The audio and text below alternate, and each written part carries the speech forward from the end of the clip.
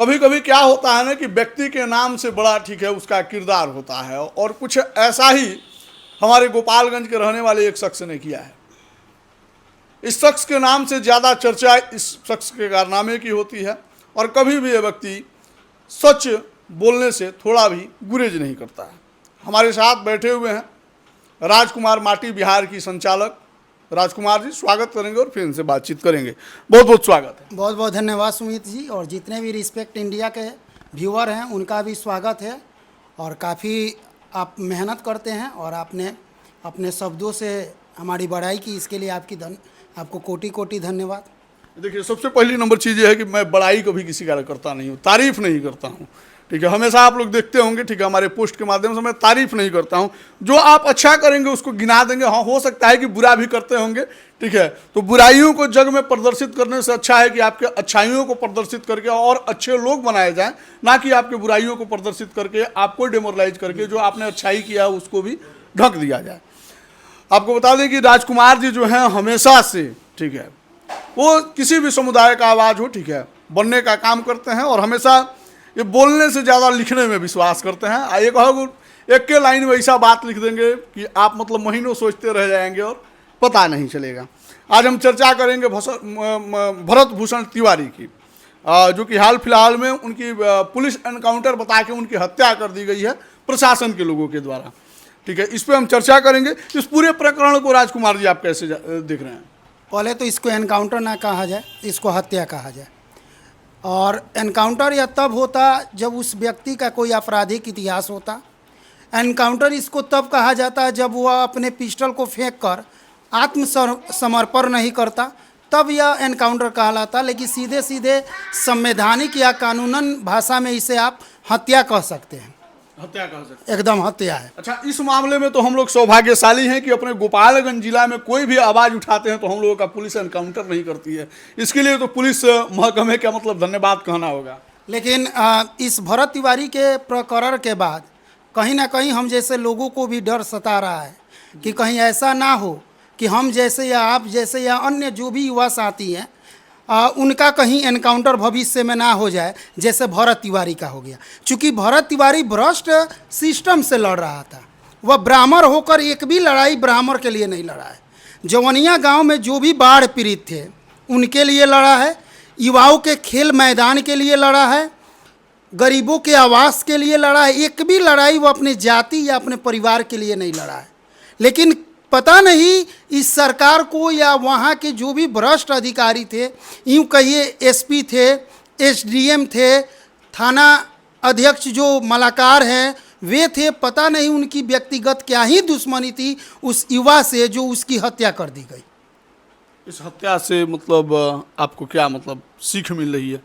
इस हत्या से हमें यही सीख मिल रही है कि अगर कभी भी किसी भी मामले में आपको भरत तिवारी के जैसे स्थिति पैदा होती, आत्मसमर्पण करना होता है, तो आप कुछ लोगों के साथ जाएं और तब आत्मसमर्पण करें। अन्यथा आप ऐसे ही गोली खा लीजिएगा और आपके हत्या को एनकाउंटर दिखाकर फाइल को बंद कर दिया जाएगा। भरत तिवारी के साथ क्या होना चाहिए? अब तो बेचारे अब इस दुनिया में नहीं रहे। कुछ लोग उन्हें क्रांतिकारी कह रहे हैं, कुछ लोग पुलिसिया खेमा जो है उनको मानसिक विक्षिप्त पागल बता रही है।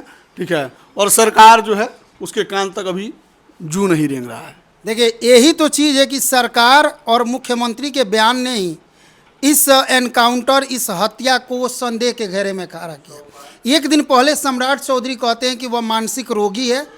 हमें पुलिस वालों से, अपने अधिकारियों से पता चला है उसकी गिरफ्तारी करके अस्पताल में उसका इलाज कराया जाएगा। दरोगा भी कहता है कि वह मानसिक रोगी है। तो कानून के किस चैप्टर में, किस एक्ट में लिखा हुआ है कि आप मानसिक रोगी का एनकाउंटर कर दीजिएगा? चलिए इसके बाद की बात करते हैं कि अब क्या होना चाहिए पीड़ित परिवार के साथ, या जो एनकाउंटर हो गया, जो हत्या हो गया भरत तिवारी के साथ कैसा न्याय होना चाहिए। तो इसका एक लाइन में न्याय है कि जो भी इसमें संलिप्त है इस हत्या में, उन पे हत्या का मुकदमा दर्ज होना चाहिए। एसपीडी ट्रायल चलाकर उन सभी दोषी पुलिसकर्मियों को फांसी की सज़ा होनी चाहिए। फांसी की सज़ा होनी चाहिए? जी बिल्कुल। चूँकि एक चिंगारी जो है बड़े से बड़े महल को जला सकता है। और भरत तिवारी के हत्या के बाद यह बिहार में चिंगारी सुलझ गई है और यह आग की लपटें पकड़ ली है। जब तक भरत तिवारी के हत्याकांड में निष्पक्ष और स्वच्छ जांच नहीं होता है तब तक बिहार जो है आवाज़ उठाता रहेगा। ना ही धर्म की बात है यहाँ पे और ना ही जाति की बात है। धर्म और जाति की बात नहीं धर्म देखिए, कुछ लोग विरोध कर रहे हैं चूँकि भरत के साथ तिवारी लगा हुआ है, लेकिन उन चमन चूतियों को शायद यह पता नहीं है कि भरत तिवारी का अगर इतिहास देखा जाए तो भरत तिवारी ने एक भी लड़ाई किसी दुबे चौबे या किसी मिश्रा या किसी तिवारी के लिए लड़ा ही नहीं है। जो भी लड़ाई लड़ा है, जो जवनिया गांव के बाढ़ पीड़ित है, वे दलित हैं, महादलित हैं, सोहनी हैं, जाति के मलास हैं, उनके लिए वह लड़ाई लड़ता आया है।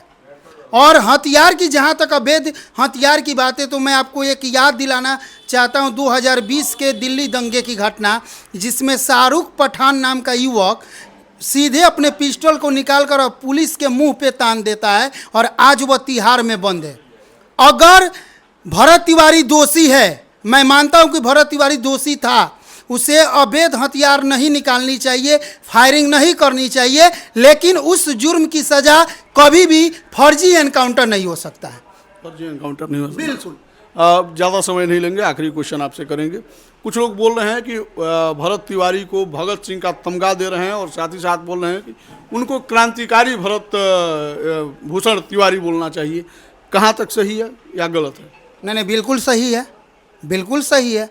चूँकि जब आप अंग्रेज़ों के मानसिकता के जैसे काम कीजिएगा और जब कोई भगत सिंह के जैसे काम करेगा तो उसका कंपैरिजन या उसकी तुलना जो है भगत सिंह के साथ करना एकदम जायज़, इसमें कोई दो राय नहीं है, कहीं से गलत नहीं है। तुलना हो सकता है, अगर हाँ बिल्कुल हो सकता है। आप एक अपराधी की तुलना एक अपराधी से कर सकते हैं, एक अच्छे पुलिस वाले की तुलना एक अच्छे पुलिस वाले से कर सकते हैं, तो भरत तिवारी की तुलना भगत सिंह से क्यों नहीं हो सकती? बिल्कुल सही है, इसमें कोई गलत नहीं है। कोई गलत नहीं है। हमारे साथ बता दें कि बातचीत करने के लिए राजकुमार माटी बिहार की के संपादक जो कह लीजिए, सोशल मीडिया इन्फ्लुएंसर कह लीजिए, या फिर सीधे तौर पे कहा जाता है फेसबुक या 500 वाला गैंग, ठीक है, वो भी समझ लीजिए। लेकिन सत्य बोलने के लिए हम लोग ही हैं। और आज देख लीजिए नेशनल मीडिया भी कहाँ दिखा रही है और भरत को कितना कवरेज कर रही है। मिलेंगे फिर, तब तक के लिए धन्यवाद। आप देख रहे थे रिस्पेक्ट इंडिया न्यूज।